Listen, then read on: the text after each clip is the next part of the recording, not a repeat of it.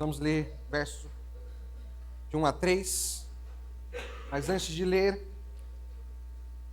quero te lembrar que em 1523, logo após o início do movimento de reforma com Lutero, Lutero escreve um livro chamado Nascido Escravo, uma resposta a Erasmo de Roterdã, que defendia que o ser humano, de alguma forma, poderia ter alguma liberdade na sua escolha e voltar-se para Deus. O livro Nascido Escravo é uma resposta de Lutero a alguém que diz: o homem tem total capacidade de se voltar a Deus. E ele então mostra, por meio dessa correspondência, biblicamente, que isso é impossível. E ele vai afirmar que depois da queda, a vontade humana agora ela é escravizada ao pecado. O homem não é como que alguém está doente, que precisa de um tratamento ou um estímulo para melhorar, mas é alguém que está dado como morto espiritualmente. Ele é incapaz de se mover em direção a Deus. É incapaz de produzir fé ou obediência em si mesmo em relação a Deus. Além disso, Lutero vai destacar que essa escravidão não é contra a vontade do próprio homem. Pelo contrário, o ser humano deseja o pecado, ele ama a prisão, que é naturalmente o seu lugar e que o afasta de Deus.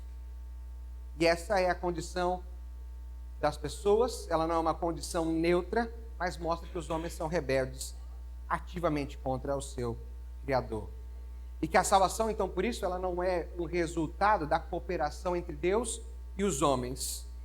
Não depende de nós, porque se dependesse de nós, nós desejaríamos continuar mortos e escravizados.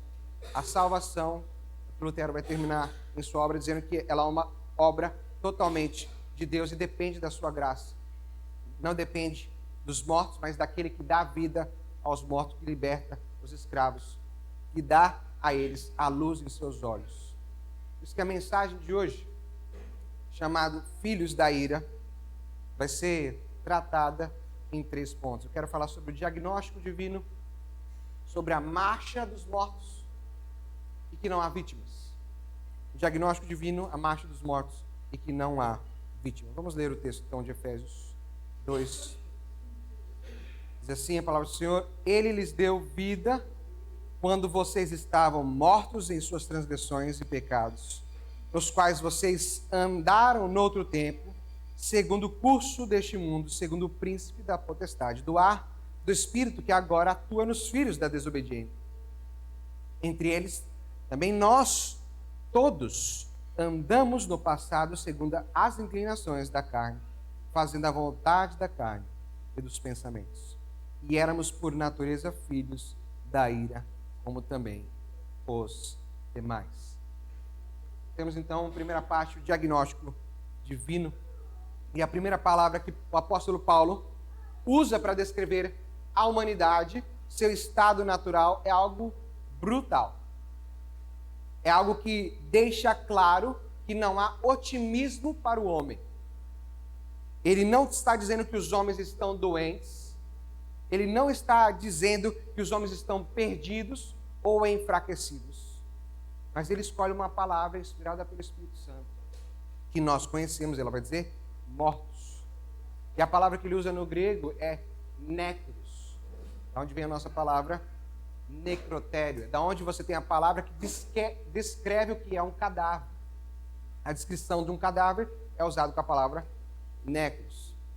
E eu pude ter, eu não sei se o privilégio ou o desafio como filho de poder reconhecer o corpo do meu pai, e horas antes eu pude estar com ele segurando a sua mão de madrugada, e à noite, 20 horas depois, eu estava reconhecendo ele ali, morto, apenas o seu corpo, no necrotério. Uma demonstração clara que meu pai não responderia a nada do que eu dissesse a ele ali. Poderia gritar, poderia falar, poderia mexer nele, mas o seu estado era de alguém morto, era um cadáver ali. Não havia vida ali. Meu pai não estava doente, meu pai não conseguiria clamar por ajuda, ele não estava fraco para se apoiar em alguma coisa, ele simplesmente estava morto, posto à mesa, com os cuidados necessários, com as faixas necessárias, mas ali morto, posto à mesa. E o morto, por necessidade, ou por na sua definição, voltando para o nosso texto, ele é alguém que tem total incapacidade. Ele é incapaz. Ele não responde aos estímulos, como eu disse, ele não consegue se comunicar mais, ele não tem poder de reverter a sua condição posta.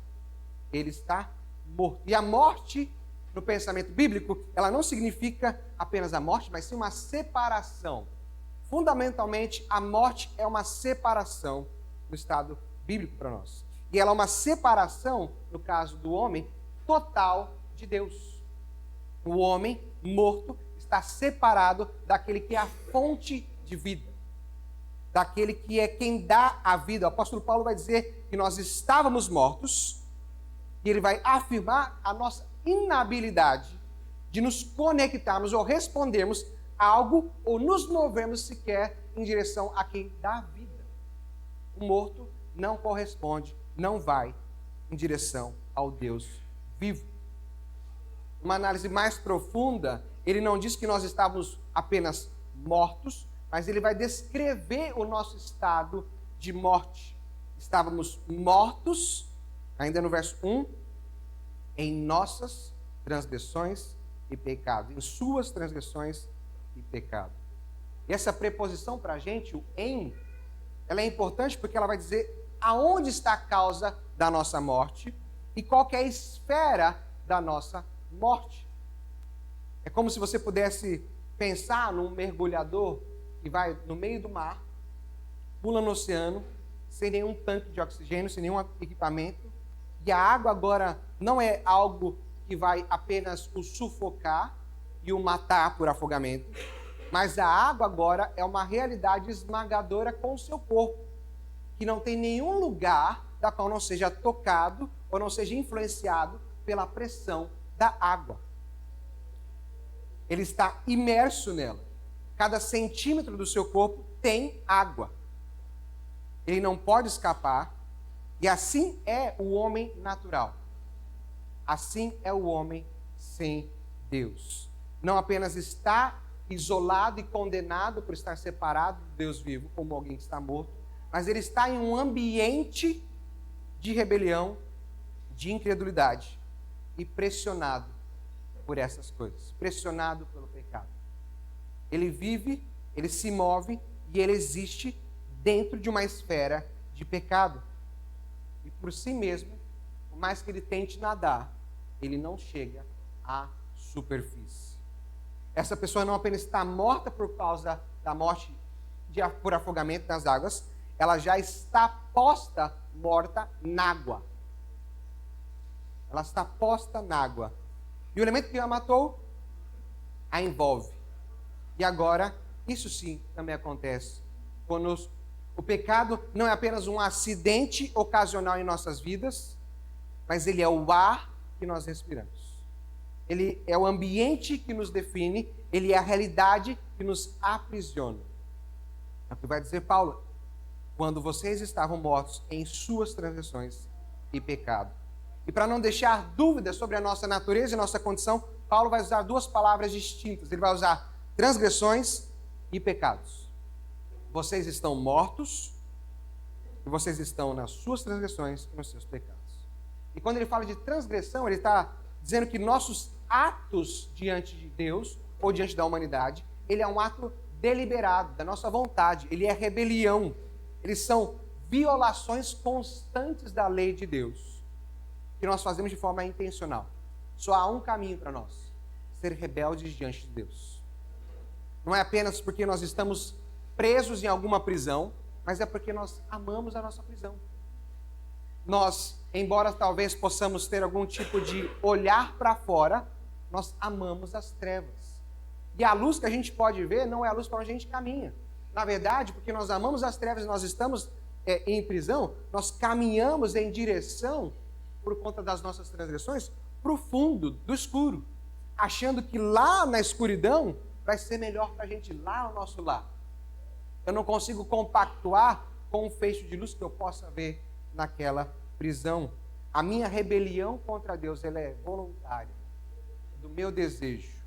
Ela é uma traição contra os afetos que o Senhor tem conosco. É de alguém que está cativo, é de alguém que está preso. Ele vai dizer: vocês estão nas suas transgressões e vocês estão em pecado. E pecado, nós sabemos, de forma bem comum, que pecado é errar o alvo. E é importante a gente entender que não é um alvo como alguém que quer acertar o alvo.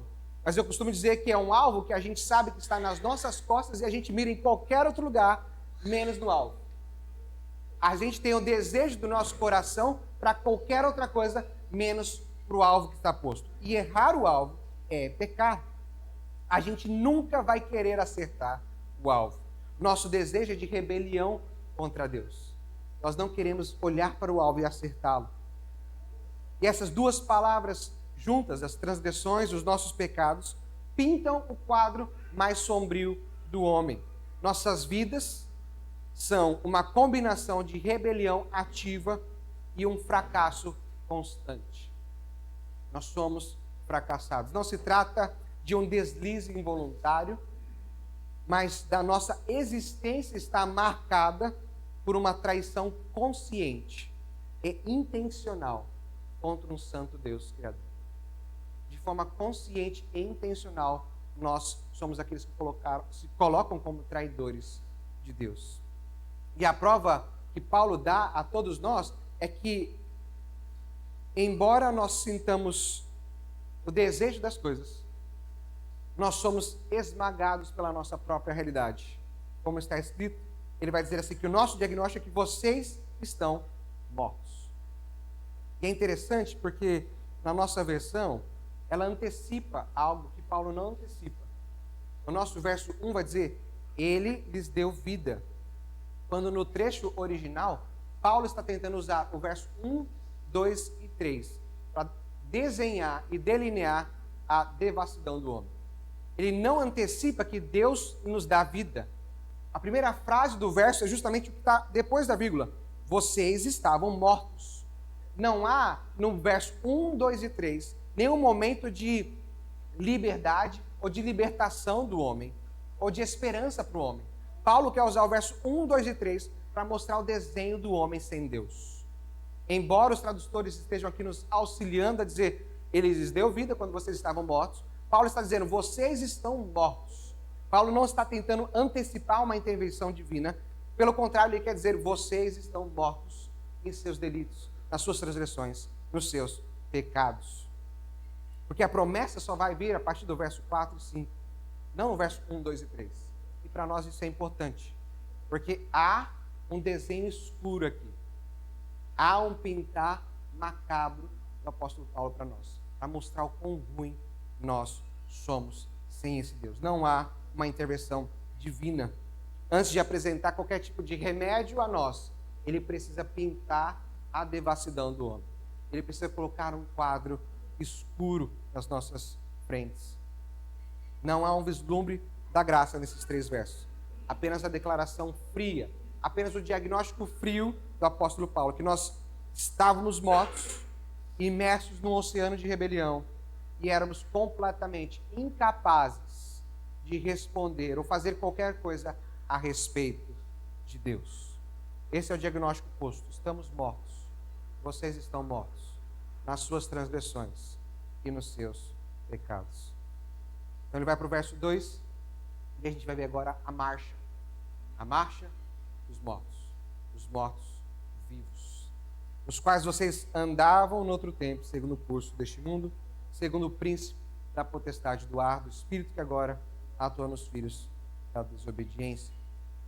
Se o nosso estado era de morte, como é então que um morto vive? A imagem parece muito contraditória do apóstolo Paulo, mas ele vai dizer assim que esses mortos estão andando. Esses mortos estão caminhando. E a palavra que Paulo usa aqui é para descrever não um passeio ocasional, mas um estilo de vida, uma conduta habitual, um caminho que define a existência dessas pessoas. Embora nós estivéssemos espiritualmente mortos para Deus, nós estávamos terrivelmente vivos e ativos para o pecado. Totalmente ativados e marchando em direção ao pecado. Éramos uns mortos-vivos, nos movendo em direção com toda a energia que se possa ter um morto vivo, com um roteiro macabro que não nos leva à vida, mas que nos leva à destruição. Paulo então descreve que existe uma força invisível que faz com que esses mortos marchem. E essa primeira força, como de que uma correnteza, é o mundo, segundo o curso deste mundo. Se você pode pensar num grande lago que tem sua grande correnteza violenta, para aqueles que gostam de fazer caiaque ou passear com um barquinho, é um lugar que você não vai querer entrar. E essa correnteza violenta é esta era da qual nós estamos. A mentalidade que predomina do nosso tempo, o espírito da nossa época, é esta era. E este mundo, por sua vez, é o sistema e os seus valores, as suas propriedades, as suas prioridades, a sua filosofia de construir, de fazer humanidade, de se construir algo contra Deus. E nós, como mortos espirituais, éramos como um simples galho seco, jogado numa correnteza violenta, que é levada para qualquer lugar que a correnteza quiser nos levar.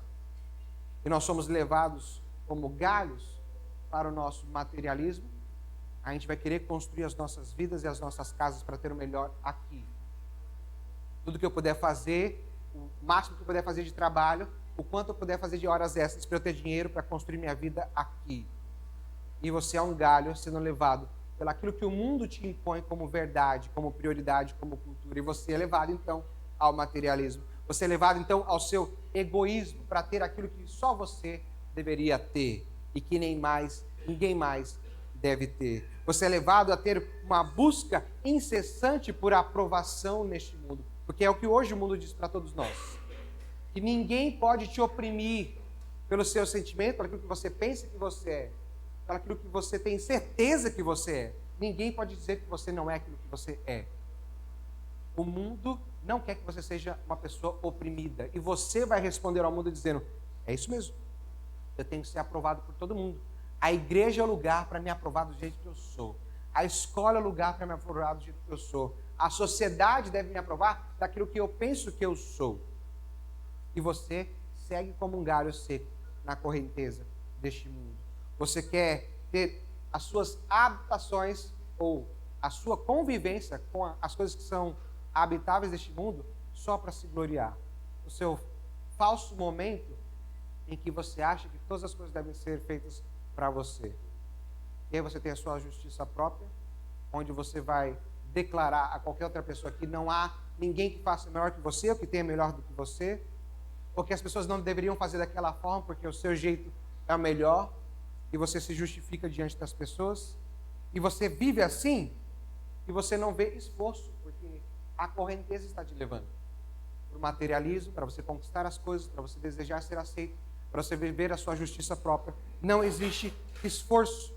É o caminho de menor resistência que você tem, como um galho que é levado pela correnteza. Você simplesmente está confortado e conformado com o fluxo dessa sociedade pecadora, sem jamais questionar que ao final dessa correnteza há um abismo. Sem perceber que esse rio que está te levando, de forma calma, tranquila ou violenta, vai te levar a uma perdição.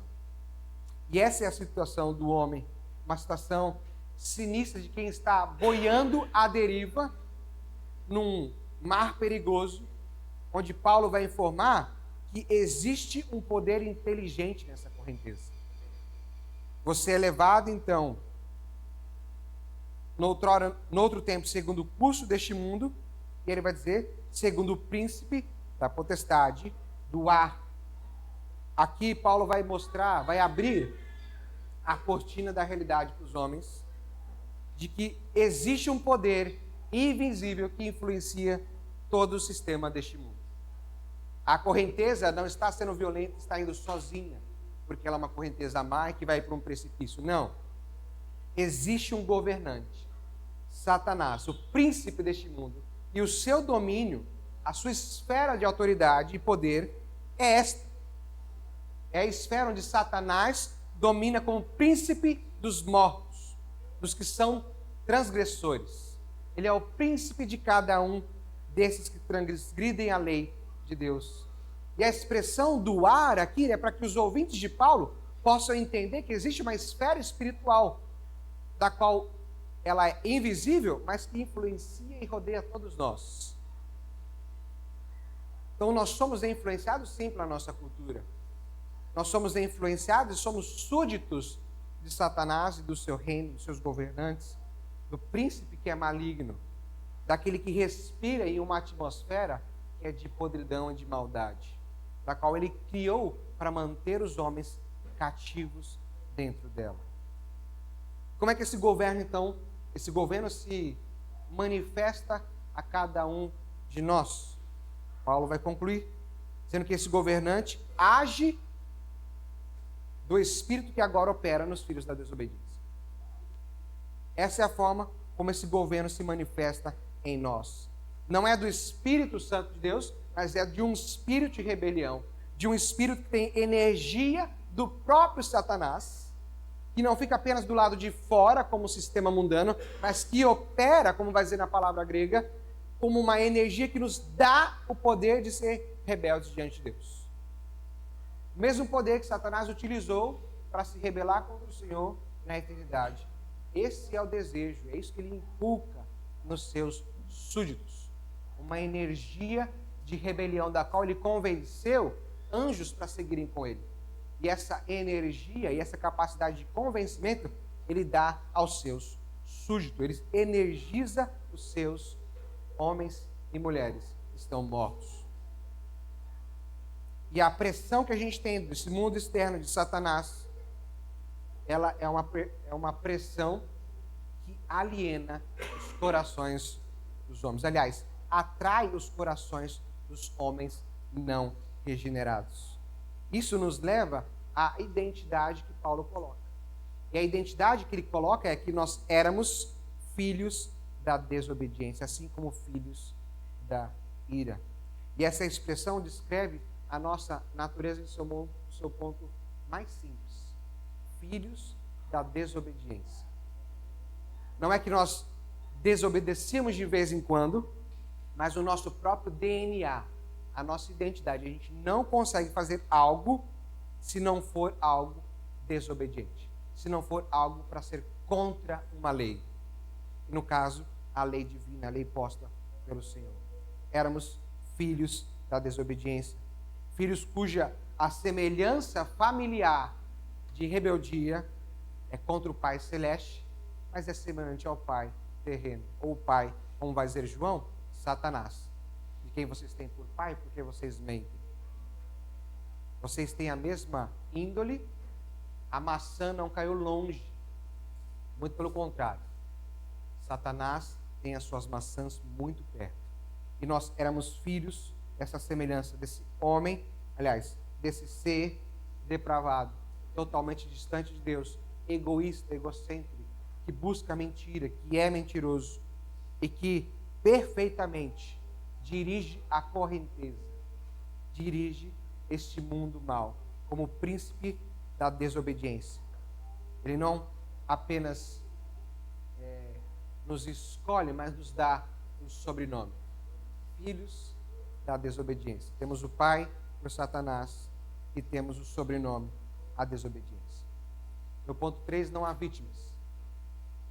Próximo verso, entre eles também, nós todos andávamos no passado segundo as inclinações da carne, da nossa carne, fazendo a vontade da carne e dos pensamentos, e éramos por natureza filhos da ira, como também os demais.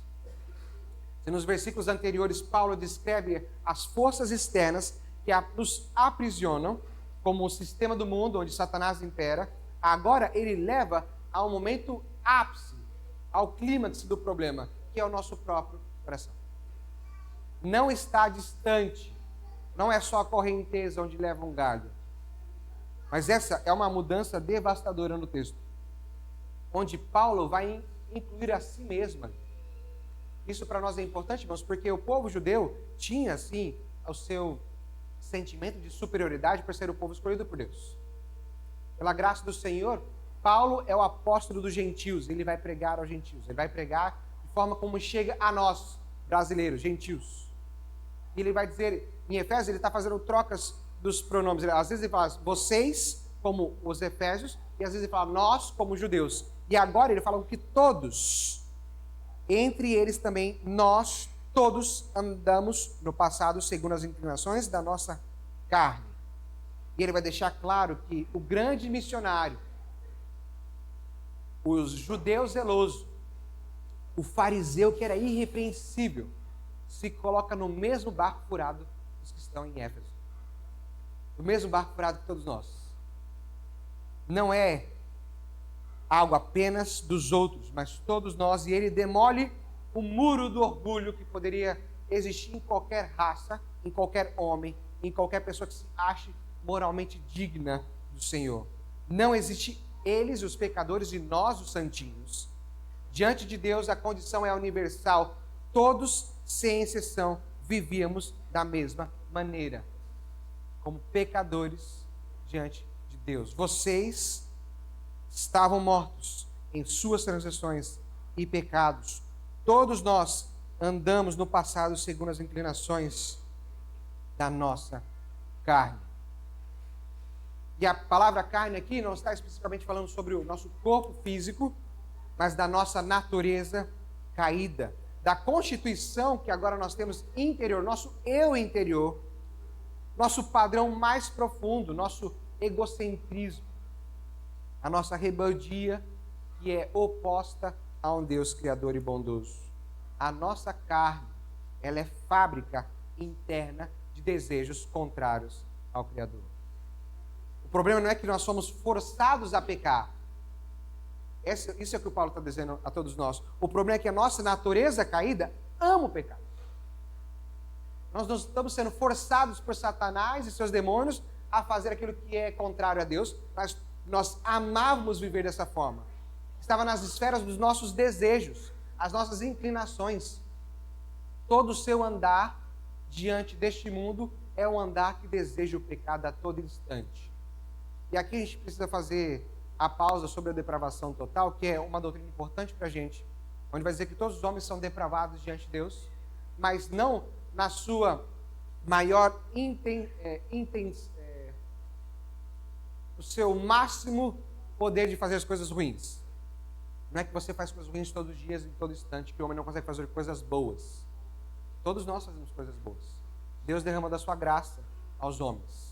E homens maus podem fazer coisas boas. O próprio Jesus vai dizer, aquele que é ladrão, ele pode amar outro ladrão. Pode expressar carinho às outras pessoas. Mas quando nós falamos sobre depravação total, é a nossa incapacidade de respondermos algo em direção a Deus. E a depravação total, ela vai se resumir na palavra de Paulo. Nós estávamos mortos e incapazes de responder ao Senhor. Paulo vai dizer que a nossa rebelião não é de escravos que estão lutando contra o sistema de Satanás, mas pelo contrário, nós éramos participantes ativos e voluntários dessa rebelião. Nós pegamos nas madeiras, nos porretes, junto com Satanás, para ir para cima de Jesus. Imagine a loucura que é Satanás tentando lutar contra o Senhor Jesus Cristo e nós, como seus súditos, atrás dele. Não porque Satanás estava nos obrigando, mas porque nós amávamos ser rebeldes contra Deus. Essa é a imagem dada por Paulo. Vocês estavam fazendo a vontade da carne, dos seus pensamentos. Vocês são inclinados segundo inclinados segundo a nossa carne, fazendo a vontade da carne e dos nossos pensamentos. Todo o nosso desejo era realizar algo que era contrário a Deus.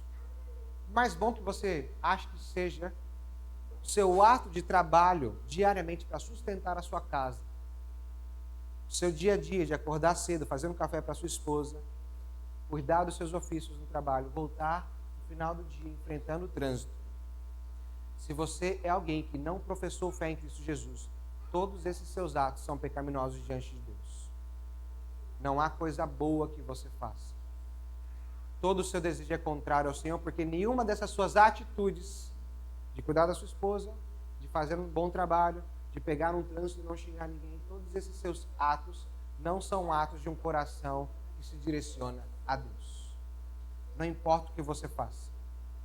Se você não está em Cristo Jesus, se você está morto nos seus delitos e nos seus pecados, você tem todos os seus desejos de realizações contrários ao Senhor. E o verbo aqui, para Paulo, é de uma ação contínua, de quem está continuamente pensando e fazendo aquilo que é de inclinação da sua carne. Todo projeto do homem é um projeto de colocar em prática os seus impulsos pecaminosos, de mostrar que a sua natureza precisa ser aflorada e demonstrar o quanto ela é corrompida. Então não é que a nossa rebelião ela é passional, nós somos pacíficos ou estamos sendo obrigados. Mas ela é uma rebelião também intelectual. Nós pensamos e culminamos como nós podemos, não só desagradar a Deus, mas afrontar aquele que é o Criador de todas as coisas. Como eu vou afrontar a Deus naquilo que eu vou fazer agora? E até mesmo o seu pensar para o trabalho, como você vai executar um bom planejamento, como você vai pensar a sua vida daqui 30 anos, o seu cuidado com qualquer pessoa, todo esse seu maquinário intelectual, Deus está dizendo, se você faz isso sem Cristo Jesus, Ele é um maquinar dos seus pensamentos medíocres, pecaminosos, e que são contrários à vontade de Deus. Não importa o quão bom você acha que você é, ou que você faz, se você não está em Cristo Jesus, a sua mente e a sua capacidade de pensar e planejar está a serviço da carne e a serviço de Satanás. Por isso nós usávamos a nossa inteligência para justificar o nosso pecado, para planejar, satisfazer os nossos desejos e construir um mundo sem Deus. Por isso que a depravação é total, porque ela contamina a nossa vontade, os nossos afetos e as nossas razões para fazer coisas que não estão em direção ou não têm afeição em nada para Deus. E Paulo chega nessa conclusão lógica. E se a nossa natureza é dessa forma, qual é o nosso destino? Nós éramos filhos da ira, como também os demais. Por natureza, vai significar que a nossa condição de fábrica, ok? Você, quando olha para um brinquedo, você vê lá, antigamente era made in China, né? Feito na China, ou made in Paraguai. Quando se olha para o seu pezinho, como vai dizer dos Toy Story, né? Está escrito Andy, o seu vai estar lá, feito por Satanás. Feito de fábrica, você vem de Satanás e seus demônios. Você herdou aquilo que Adão deu a todos os homens, que é o pecado original. Embora homens e mulheres feitos à imagem de Deus, vai dizer no texto de Gênesis que aqueles que vieram depois de Adão foram feitos à sua imagem e semelhança. No seu pezinho está escrito Adão. Não o segundo, mas o primeiro, se você ainda não confessou a Cristo Jesus. Nós nos tornamos filhos da ira por causa de dois erros nossos. Porque nós nascemos, simplesmente. E porque, por natureza, nós fazemos aquilo que é contrário ao Senhor. Você nasceu, você é filho da ira. Você nasceu em pecado. Você herdou aquilo que Adão dá a todos nós. E ser filho da ira, meus irmãos, é ter um destino claro. A nossa herança, como filhos da ira, é de sermos alvos justos do inevitável juízo de Deus. Se você é um filho da ira, você já tem uma herança posta. Você já tem um juízo da parte de Deus Todo-Poderoso. Deus não é um tirano raivoso, Ele não está fazendo algo que é ruim. Pelo contrário, na sua santidade, a sua ira justa contra todo o mal, precisa jogar homens e mulheres, filhos da ira, filhos de Satanás, para um juízo eterno de dor e de sofrimento, separados eternamente de Deus, da Trindade e dos seus santos. Nossa identidade mais profunda, fora de Cristo, não era como filhos de Deus, mas de filhos destinados à ira desse Deus. E Paulo então fecha seu argumento. Nós não somos vítimas inocentes, somos agentes culpados, universalmente unidos em nossa rebelião, movidos por uma natureza interior que ama o pecado e que por isso estava justamente sendo condenado. Por isso que ao longo desses 3 versículos, o apóstolo Paulo quer nos levar a um cemitério da humanidade. Ele quer mostrar o estado e o quadro completo do sufocante momento que os homens vivem. Que não há escapatória humana. Primeiro, porque nós estávamos mortos, espiritualmente inertes, incapazes de nos comunicar com Deus, de dar um passo na sua direção. A nossa condição não é de enfermidade, mas de óbito posto. Está declarado. O juiz no céu tem uma carta de óbito com o seu nome escrito. Este está morto. Segundo, Paulo vai nos revelar que não estávamos apenas mortos, mas escravizados, marchando em conformidade ao mundo hostil que Satanás tem levantado. No seu governo espiritual maligno, nós vivíamos numa atmosfera de desobediência. E por fim ele vai provar que nós éramos rebeldes, não porque Satanás nos influenciou, mas porque a nossa natureza, nós não somos mais vítimas, mas agentes voluntários que amam o pecado, que praticam ativamente os desejos da nossa carne, da natureza caída, da nossa mente que tenta justificar o motivo da nossa rebelião contra Deus. Por isso a nossa identidade final era de filhos da ira. Mortos, escravizados e rebeldes, condenados. Este é o diagnóstico divino do Senhor ao homem que não vive com Cristo. Um círculo vicioso e perfeito do pecado e da condenação. E por que Paulo pinta, então, esse testemunho sombrio? Para nos despertar.